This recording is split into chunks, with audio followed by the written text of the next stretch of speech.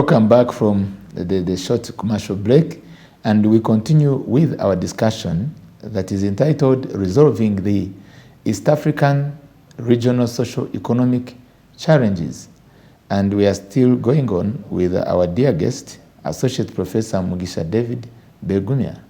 And we are privileged to go through this discussion because we must have an attitude and a determination to contribute our ideas, and you outside there, which I refer as ideas for nation building. There was a common pursuit which I came to learn on, which is stated by those in political offices, that it is referred as building Uganda. But building Uganda, before we build East Africa, must build Uganda. And it begins from USA, and then it goes to your family, your clan, and maybe your tribal, then the boundaries goes beyond that. It goes to your sub-region, region, then we talk about now a nation, then we go to East Africa, but finally, the destination is that God created us and placed us in a continent called Africa. And it is not by mistake, it is deliberate. But it's not at all our pleasure, where you find either, even if it was at a personal level, you are in a family. Let me begin from a family level. And other families, neighborhood, they are enjoying the goodness of life. But for you, you are always suffering. You are the one who doesn't have school fees for your children. You are the one who always goes to the bank to borrow. You are the one who doesn't have the medical facilities. You are the one when a pit rains and you say, oh, the floods hit me, you don't have food, don't have food stores. And yet, you are the same person who also is having land.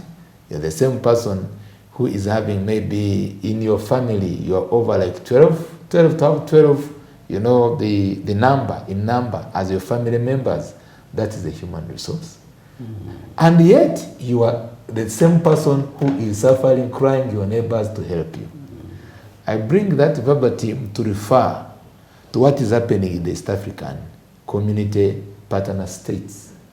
We cannot easily cater for our specialized medical services, whereby, you know, if you cannot make it at your health center for, I don't know your constituency, every constituency is supposed to have a center for. Yes. Your constituency, sir. Bushenyi. That is Bushenyi, which constituency? Igara West. That's good. Yes. So, Igara West, I expect you have a health center for. Definitely. But now we are looking at a situation, if you cannot, you have a patient, either is your grandfather, is your grandmother, is your relative, or a Ugandan, and is not able to have specialized medical care at health center for of Igara, and is transferred maybe to Mbarara, and finally maybe needs care to Kampala. It is a bit requiring specialized medical care. And you are not, let's say it's not you or any other person. For you, you may manage, or you also may be constraining. Where should be the destination? The destination should not be a person to die and we say, may his soul rest in peace. For those who are doing well, they have ended up airlifting their patients to where? To Kenya. Aga Khan, yes. Aga Khan Hospital, those who not managed, who failed, that's not doing well, they are airlifted, pay heavily, especially those who are in the government offices. They airlift their patients to India. Others to South Africa, others to America. This is East African socio-economic challenge. It's a challenge. And even when we have the integration we are talking about, still we seem not to have reached a standard where we know that we're no longer having, you know, health service tourism, but we can be able to manage it here. You had reached somewhere. I would like you to go on. It was just my commentary. Yes. I brought for you to open up our overview, and we see how we can come to the solution of these challenges. Yes. It's a pleasure to have you once again, sir. Thank you very much. Yes, we were talking about our history and the need to face it so that we can be able to move forward. And we have talked about East Africa especially, and the governance issue in East Africa. Most of our governments, not just East African governments, but African governments, they operate on what we can refer to as spoils economies. They get in government with one reason, and that is to eat and not to serve. So we have a situation where people who are supposed to manage society are looking to meet their selfish ends. And in doing that, they are neglecting the things that need to be done.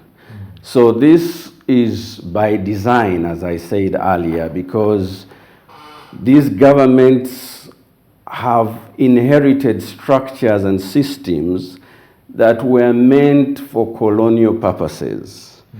And so we have a situation where a government comes in power, it is promising heaven on earth, but the systems and the structures that it inherits are systems and structures that were left by a colonial master.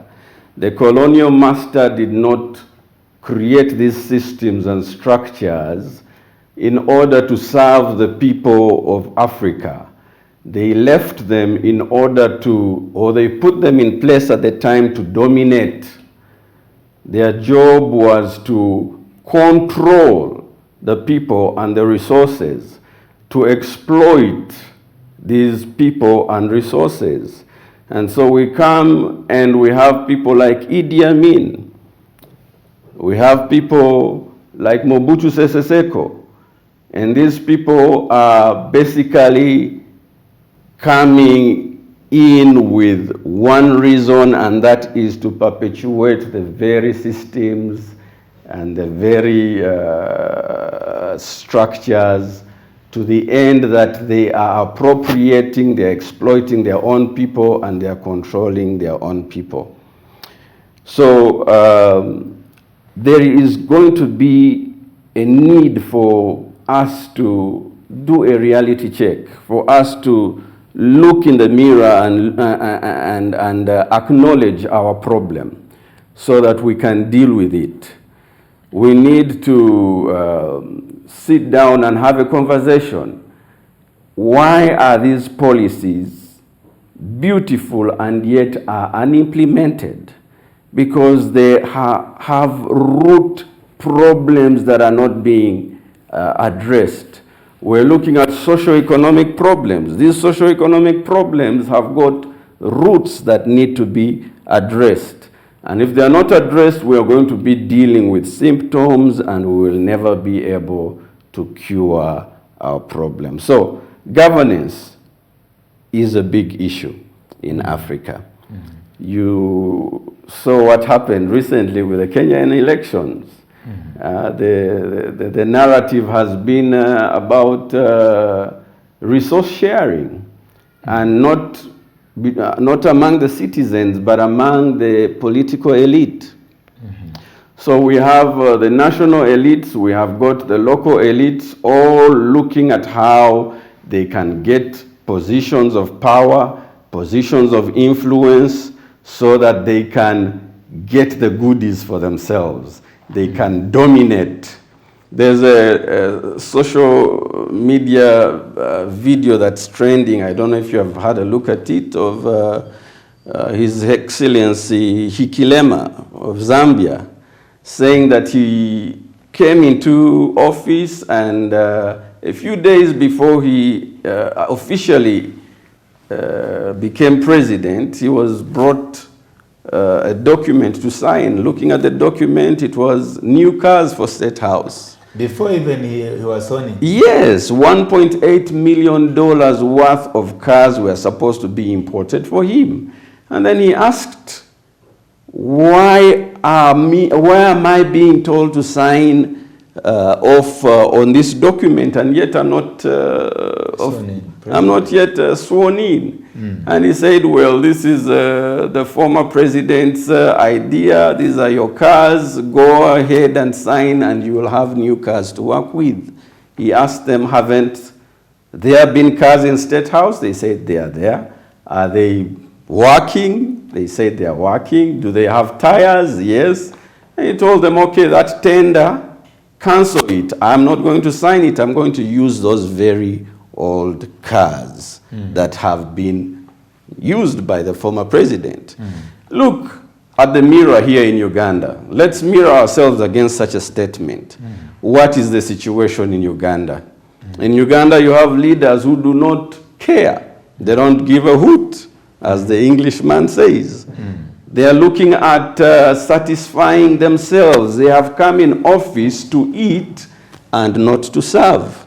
And that's why you have a situation where over 900 Karamojong have died of starvation in Uganda in the last... 900. Over 900, close to 1,000 Karamojong have died in the last 6 months of starvation, of hunger in Africa's breadbasket, Uganda. They have died because nobody has been able to rescue them.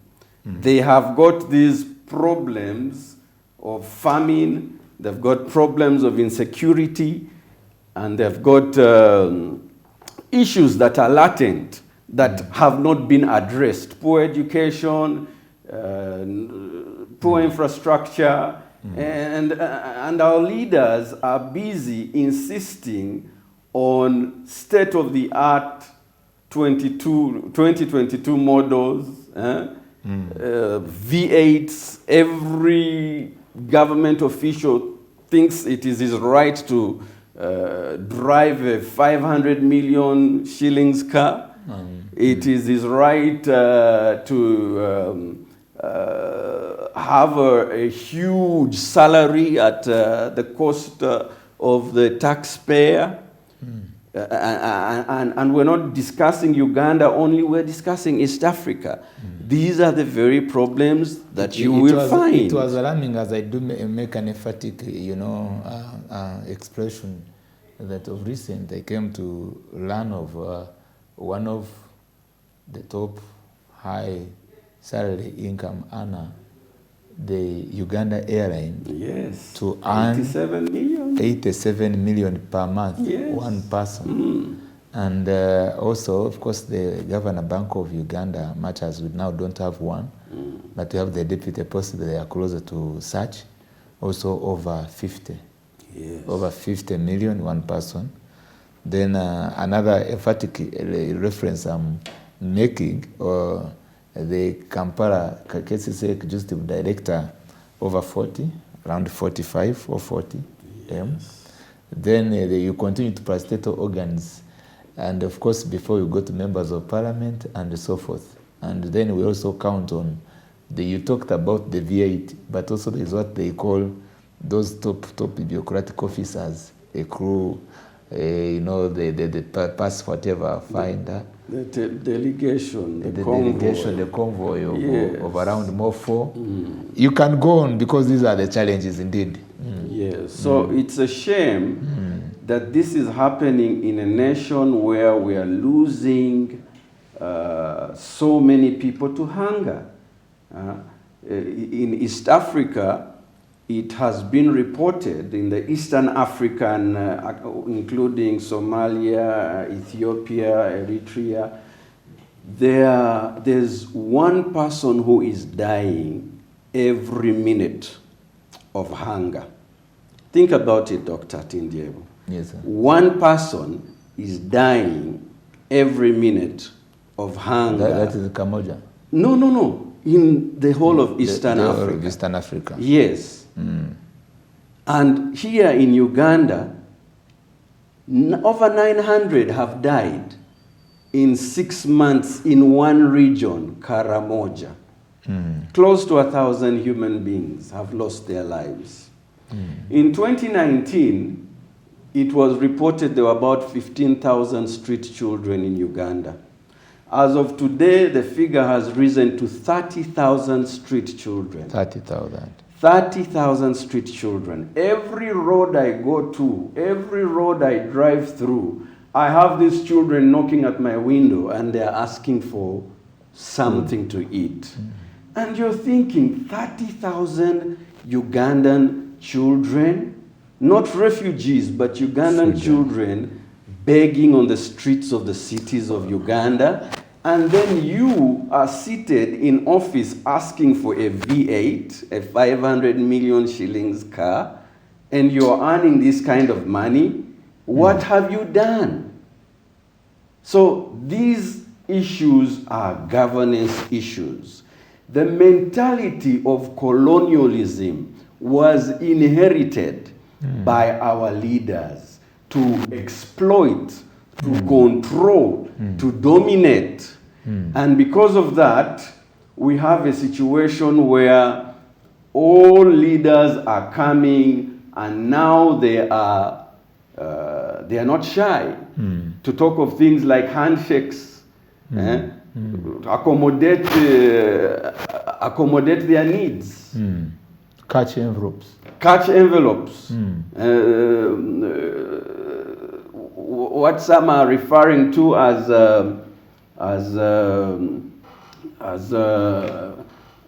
politics that is traded, or transactive politics.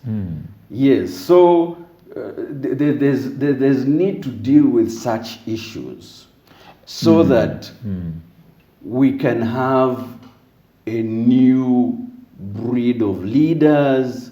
We can have people who see politics as an avenue of service, but not as an avenue of self-gain and self-reward. I want to appreciate you, Prof, as you were sharing a bit. I was about to be emotional, but I said, let's see what the viewers also think. But this is what is very much important for us, either to allow and we save ourselves, save Uganda, save East Africa, save African continent. One person dying per each minute, 900 already buried, and we are also having 30,000 street children. They are in the streets of Kampala. They are, you were driving your own vehicle, and that has also passed by those who are controlling our national resources. But nothing much is being done. I do bring this discussion here. It becomes like as if it is, and indeed it is, a dialogue table for those who are shy because of what you're covering to speak about these issues. But at least for God's sake, I implore you outside there, join us, because not necessarily when we're interested in these political seats, not necessarily, not at all. But something needs to be done. And as we are going for a short break, these are the 8 issues we would like to unearth, and maybe next week, one time I was having a member of parliament here. I implored this member of parliament. I said, why can't you go now back to parliament and present a motion, a motion or a matter of national importance, which is to resolve the 30,000 alarming situation of children. Number 2, what I wanted to ask you as we go for the break, what is the reality? Mutual trust. We are supposed to trust our leaders, but at times I find myself, when I'm trying very much to trust them, and I find again my trust, if I do somewhere, it again drops to 0. Yes.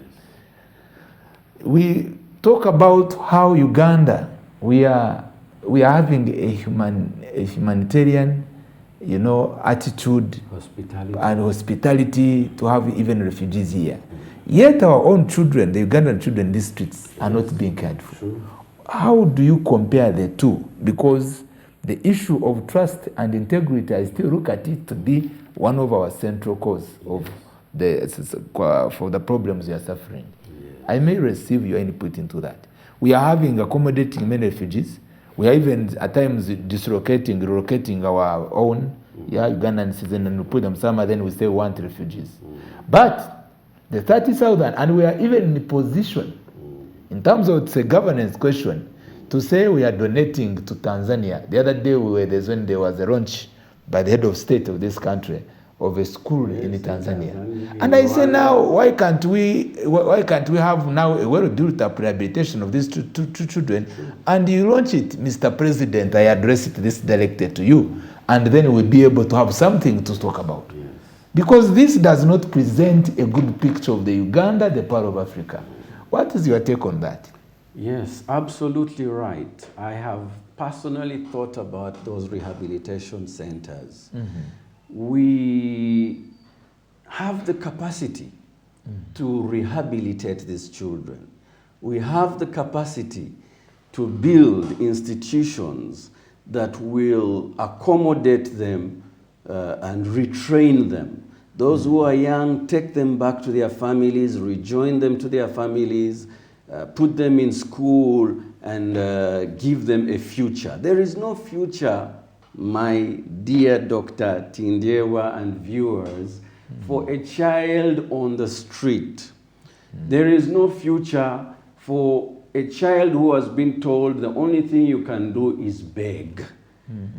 There is no future for a child who has to stand in the cold, in the rain, and blatantly look in the eyes of those who are in vehicles and tell them, give me 100 shillings. There is no future for those. If this nation really cares about people, there is a few things they can do. They can put up rehabilitation centers in the different major regions or even the major cities. And vocational centers purposely for that. Correct. For those who are much older, they can be skilled and reskilled so that they can be able to be productive citizens. Yes, sir. So I embrace that thought, and personally, I do not excuse the government because we have got the resources. What is lacking is the heart, is the willingness. It all emanates from this selfishness. Selfishness. How do you trust a leader who is talking about earning those exorbitant figures you're talking about, who has got a litany of expenditure, who has got convoys, who has got, and then they say that they cannot afford to put up a decent school to rehabilitate the street children? No, it is just a lack of priorities. Oh yes, thank you, Prof, for the insight into that. The moment we do lack academic honesty and freedom, then that begins to be the start of for the death of the academic world. And I appreciate for your insight into it. And all this is an appeal for you outside there that possibly is responsible for some of the 30,000 children suffering, and you are enjoying your air-conditioned V8. You think twice, because God is watching us, and we would like to look at how we can build a honest society. Stay tuned on Smart 24 TV. See you in the next session. Thank you.